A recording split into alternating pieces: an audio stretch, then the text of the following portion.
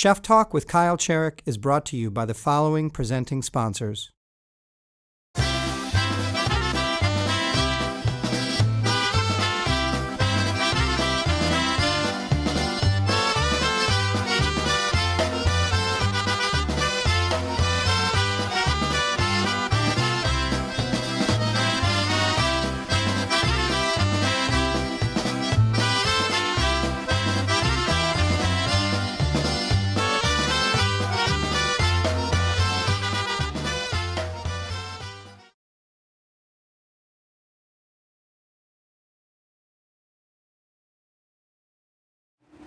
For this Chef Talk with Kyle Cherek, I have a forthright and what I think is charming conversation with Chef Dan Bonanno of A Pig in a Fur Coat in Madison, Wisconsin.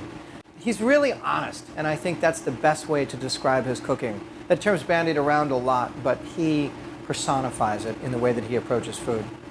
He comes from an Italian family, Kenosha, Wisconsin. His father runs what has been called one of the best delis in the state. He trained with Michelin star chefs in Italy and then cooked at Spiaggia as a sous chef for 3 years. It's Chef Talk with Kyle Cherek and Chef Dan Bonanno of Pig in a Fur Coat. Many of them, you have a really legit Italian training. Your family, your time at Spiaggia, your time over there in school, but not just school, cooking with 1, 2, 3 Michelin star chefs. Do you have to hold back on what you know in this market when you put together your menu for Pig in a Fur Coat? I don't hold back. I'm honest. I stay true to what they taught me, what I learned. I try not to tone it down because people do travel now. You know,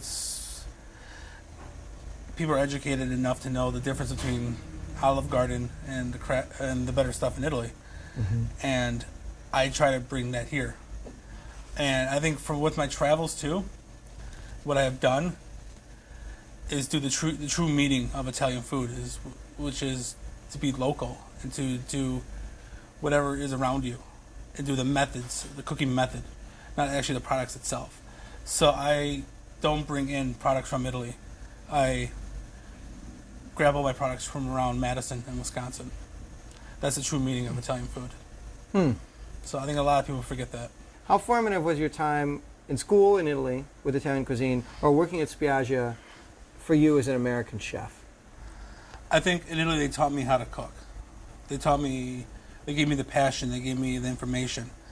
At Spiaggia, they gave me how to put that to use.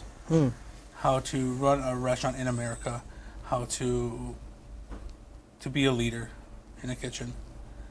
I think that would sum it up.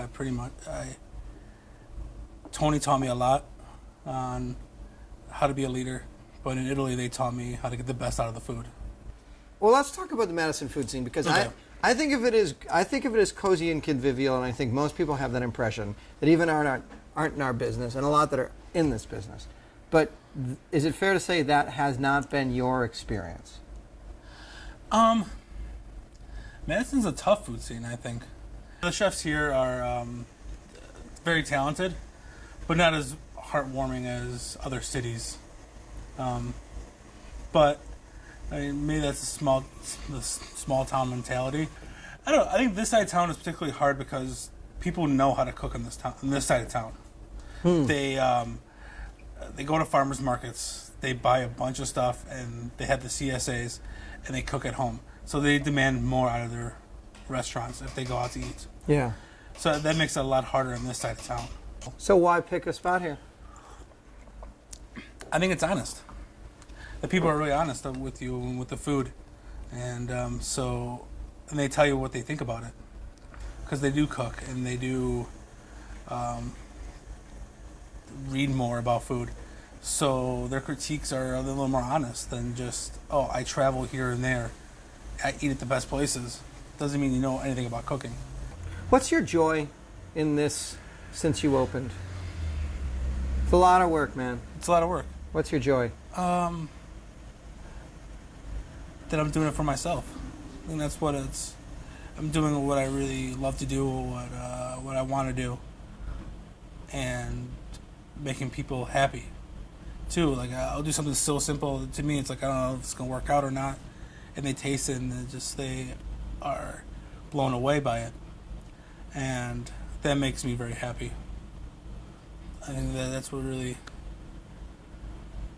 I don't know, that helps me get up in the morning.